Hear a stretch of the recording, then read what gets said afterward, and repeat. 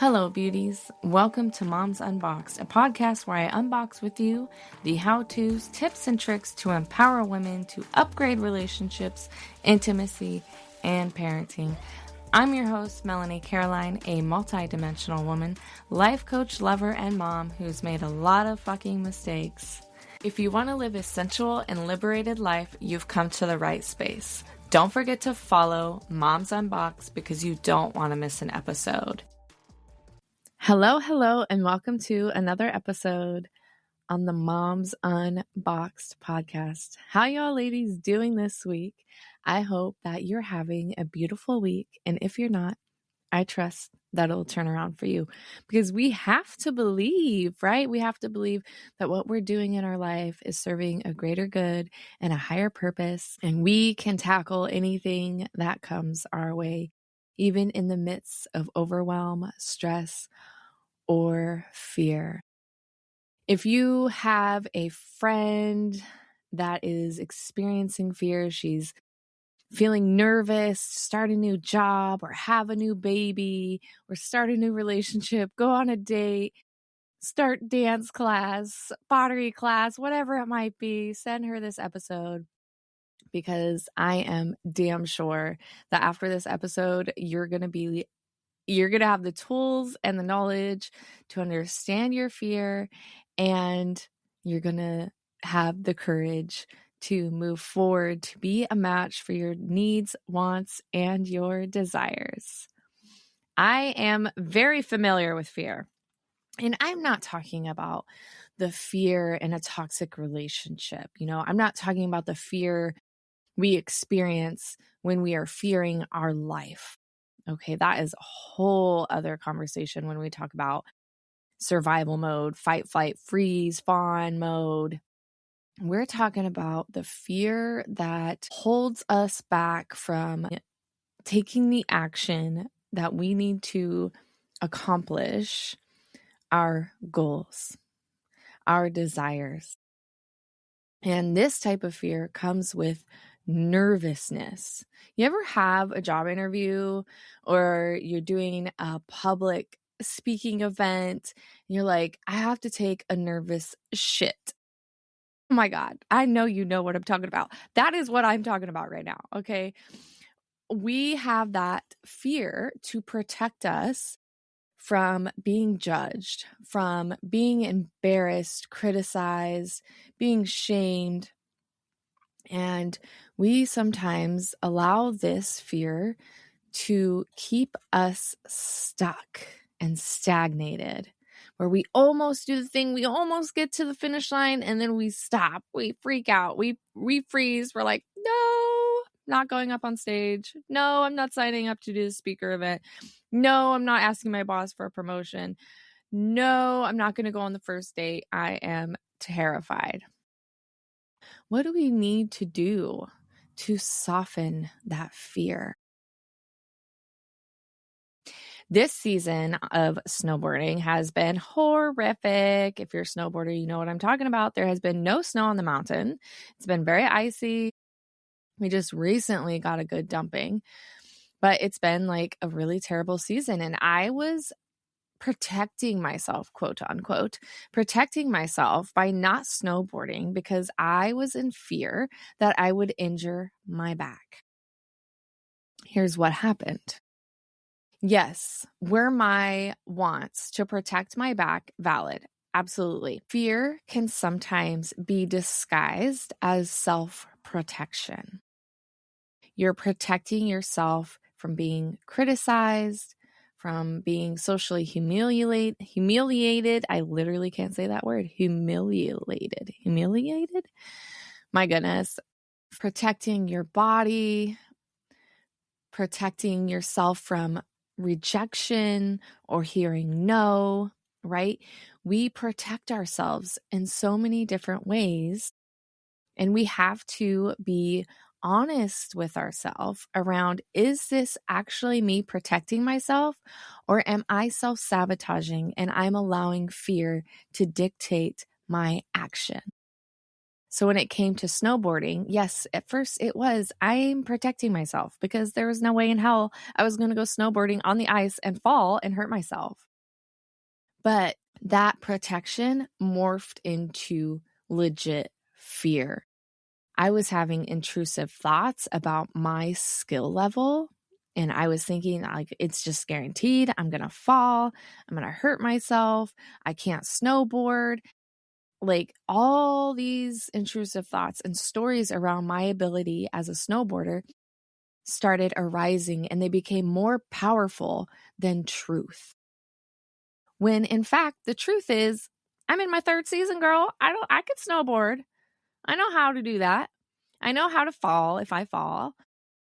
There was no reason for me to be in so much fear. And this is what happens when we're not honest about our fear, when we're not recognizing the intrusive thoughts and the stories that we're telling ourselves as to why we shouldn't do something. So this framework that I'm going to give you is going to help you recognize, is this protection? Is this legit? Or is this really fear and self-sabotage when I know I'm a badass? I know that I could do the thing. So the first step is acknowledgement. Acknowledge where you are in fear, and fear of doing what? And then you want to notice, where is fear in my body? Where does fear like to hang out? Is it in my gut, in my chest, in my throat? And sometimes it's going to present itself in different ways. It might feel like your throat is closing, or you're having some chest pain because you're just getting so stressed and overwhelmed and filled with the fear of doing the thing that you psych yourself out. It could be in your gut. When I talked about having a nervous shit, that shit's real. It's real. I get so nervous that my stomach just starts to hurt, and I'm like, oh, I got to take a nervous poo. So you might experience that as well. Where is it in the body? What does the sensations feel like? And as soon as you understand that, I just invite you to place a hand where you're feeling those sensations and just telling it with tenderness, I feel you. I recognize you, fear. And it's when we start recognizing these difficult emotions, when we acknowledge them, that's when they begin to soften, because it's a part of you. Fear is a form of protection. But oftentimes we hold on to these limiting beliefs that you can't do it. You're not smart enough. You shouldn't shine your light. You should only be heard and not seen, or seen and not heard. Whatever stories that you were told as a young girl, we still carry those things. And we have to understand the intrusive thoughts and the narratives, right? And the limiting beliefs. What is the limiting belief that I'm having around fear, around being brave and courageous and wanting to do this thing like my burlesque dancing? I love burlesque, and I've just begun this journey, and I was sweating, oh my gosh, so hard before my solo performance. And I moved through it. I was like, no, you're brave, you're courageous, you know what you're doing, you've been practicing, you've been working your ass off, you're going to get up on that stage and you're going to fucking rock it. So noticing and acknowledging the fear and asking fear, what is it you want to tell me? Is this protection? Is this legit protection? Perhaps you are having second thoughts about going on a date with this person, and you don't know exactly why, because they've been really kind to you on the dating app. You guys have been chatting, but you just have this feeling, this like instinct, this fear, right? That's self-protection. That is true. And perhaps you shouldn't go on the date. But if you have been wanting to ask your boss for a raise, and you know that you have worked very hard and you deserve it, and you just feel this aching in your gut, perhaps that is just fear protecting you from denial, from rejection. And in that case, I would say ask, advocate for yourself always. Go after what you want, go after what you love. what you deserve. And we get to explain that to fear and say, fear, I hear you, I feel you, I thank you, but I've got this. We're going to create new testimony that I am brave and that I get to advocate for myself and for what I desire. And when we speak to fear, we start reprogramming our minds. When we understand the intrusive thoughts that we're having and the stories that are tied to fear telling us that we are limited and we are not capable, we get to reprogram those limiting beliefs into new beliefs, into new testimony, and we get to understand the truth. And the truth is, you're fucking badass. You are capable. You are strong. We get to learn and grow and evolve as women, and we can't do that unless we are putting ourselves out there. And sometimes that means we're going to hear no. Sometimes we are going to make mistakes, and we get to learn from those mistakes. And we could say, I can't lip sync during my burlesque dance the next time I do it. And that's okay, because when we learn, we get better. Oh my gosh, that reminds me. I have to tell you this story real quick before we get on to the testimony piece of fear. I'm practicing doing our last rehearsal in front of all the girls, and I put on this wig and I put the cap on, which is exactly what my teacher told me not to do. I had forgotten in the moment when I was getting ready.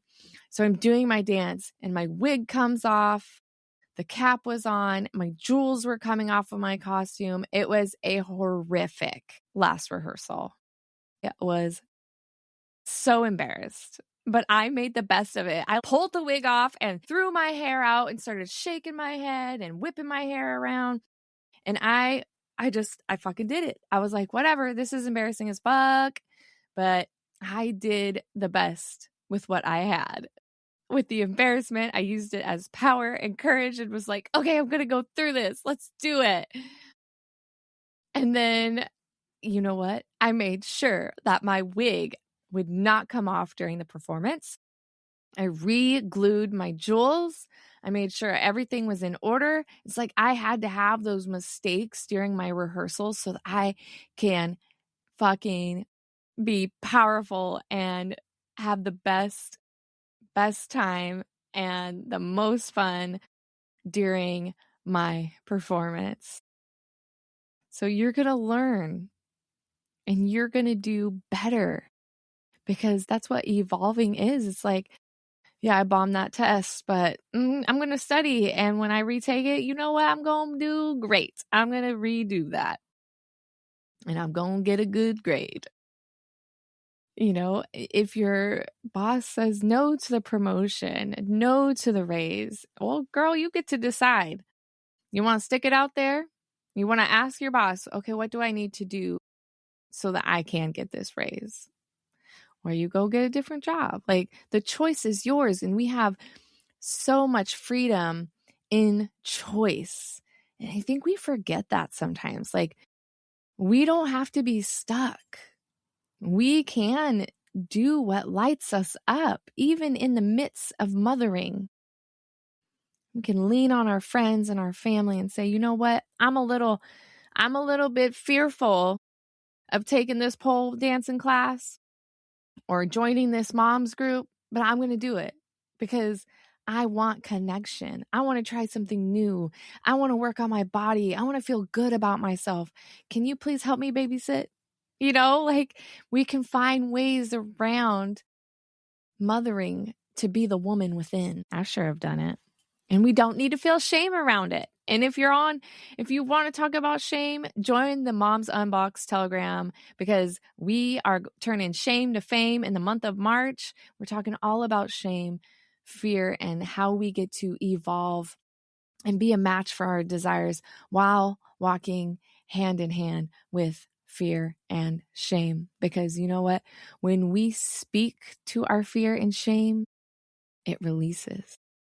When we can own our power, own who we are, own our truth, that shame loosens its grip. So join the Moms Unboxed Telegram. The link is in the description. Girl, this is free mentorship. Free. So join while you can.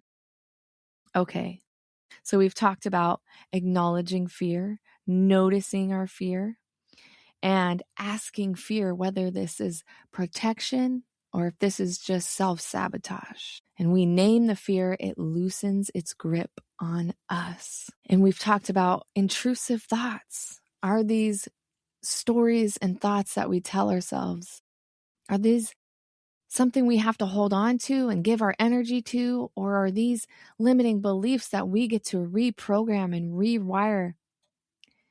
And next, we get to build the testimony. If you are in your healing journey now, I applaud you. I applaud you. And I am always one to say the healing journey is never over. We are always discovering more things that we get to heal from, and we get to grow and learn and experience about ourselves. But when we are in the midst of doing something brave and courageous, and we need to build our example and build the testimony of, I've done brave things before. I'm courageous. I can do this. I'm a badass woman. I'm a warrior woman. I can do this. What testimony do you have from your past that you can pluck so that you can show fear? Look, I've got this. You can use that as testimony for yourself. I've done the brave thing before. Hell, I'm a single parent. That's fucking brave. You're doing the thing. That's courageous. You got your own job. You've got your own spot. You have a car that gets you around. That's amazing. That is amazing. I've worked through divorce in my relationship. I've come out the other side. Damn. Look at you go. It takes a strong woman to do that. What life examples do you have that is testimony to the fact that you're amazing, you're strong, you're tenacious? Reclaim that part of you in the midst of fear. And if you're sitting here like, Mel, I can't think of shit, girl, who do you know that is brave and courageous and that has done amazing things? Can you adopt her beliefs? Can you use her as testimony? If she can do it, I can do it too. Because I believe in the power of women growing as a collective, women showing other women and being an example of women becoming leaders in their life, women mastering themselves. Who do you know? Maybe it's your mom, your best friend. You even see a coworker and you're like, damn, she's doing the thing. Who do you know that you can look at her for testimony and even adopt some of her power? If she can do it, I know I can do it. Because I am capable, I am strong, and I am tenacious. Maybe it's a mentor. Perhaps you do have a girly friend. She's a mentor. You look up to her. You have amazing, transformative conversation. And when you walk away, you're like, yes, I just got fueled with all kinds of good energy that I'm going to use to do what I want to do so that I can have what I want in this life. I've had mentors. I've paid for them because I believe in the power of women coming together and rising. So look at that in your life. Where's the testimony of the people that surround you? And I want to tell you this.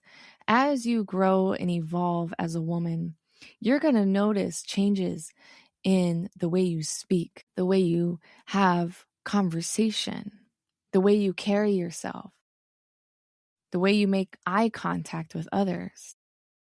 You're going to notice that you don't really like gossip.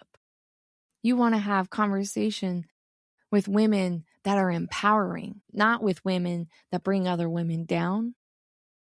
And this sometimes means that we have to surround ourselves with women who align with us. I've had to let go of some friends because they're living their life in a different way than I want to live my life. And that's okay.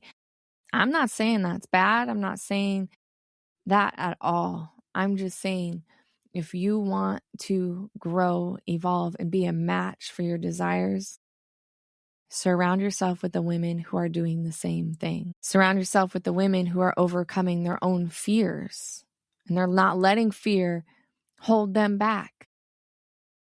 They're using fear as a diving board. Boop. Jumping on that and projecting them forward. Oh, I love that. Using fear as a diving board. You get to project yourself as high in the sky as you want to go. So using the testimony, using the evidence of who you are, what you've done in your past to get you to where you are today. I know you have evidence of how strong you are, how brave you are. And do you have a mentor, a friend, a family member that you can use as testimony as well? When we do this, yes, we may still have fear, but we can walk hand in hand with fear. We can use fear in a different way. Yes, fear gets to protect us when we feel uneasy about something or we feel unsafe, but we don't get to use fear to stop us from moving forward in our life, and we get to learn and grow and evolve. I love this because you know what? Although I was sweating my armpits out on my first solo burlesque performance, I did the damn thing. I created new beliefs that I could do brave things. I filled my thoughts and my head with, girl, you're so strong, you're so sexy, you're so sensual, you practice so hard, you can do the damn thing. Sometimes we got to give ourselves a pep talk and be our own cheerleader, and that's exactly what you need to do when you're doing the brave thing and you start getting all clammy and sweaty like I was. You be your own cheerleader. You pump yourself up. I wanted to leave you with this. It is a quote by Dr. Harriet Lerner. She writes, "Throughout evolutionary history, anxiety and fear have helped every species to be weary and to survive. Fear can signal us to act, or alternatively, to resist the impulse to act.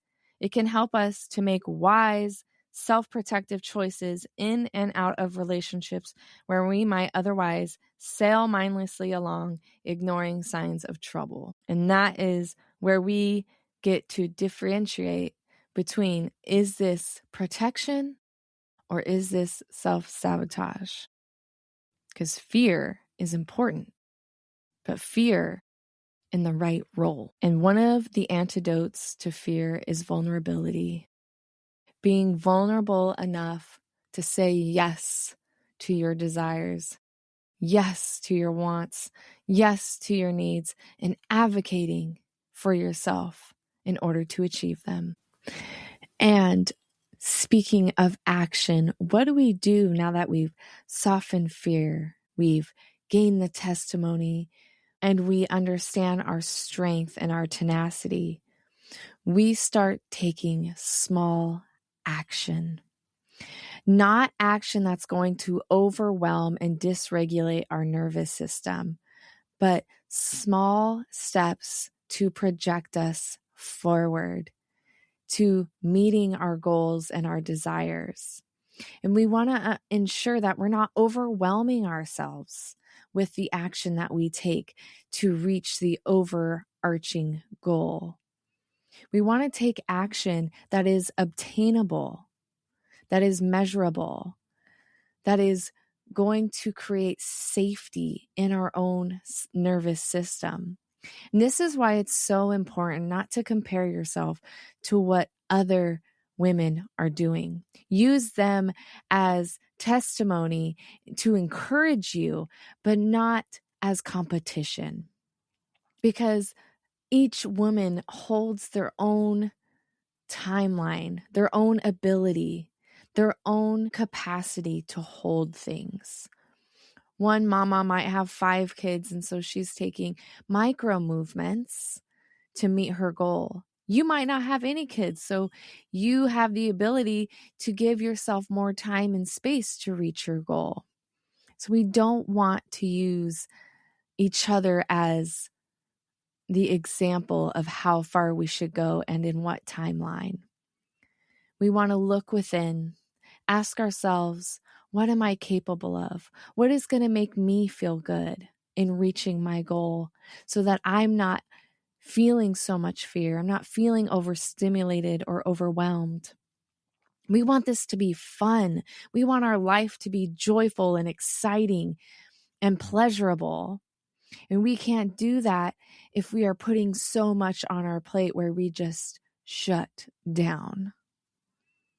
So I want you to think about this as we end this episode. What action can you take?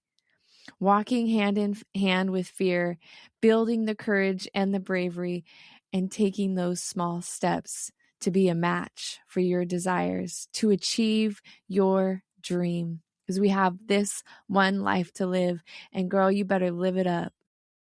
I love you, mamas. I hope you have an amazing week, and don't forget to live a liberated, sensual, and unboxed life. I'll see you next week. Thank you again for listening to Moms Unboxed. Please don't forget to share this episode with all your mommy friends and follow me on Instagram at Moms Unboxed Podcast. Tune in next Thursday for another juicy episode.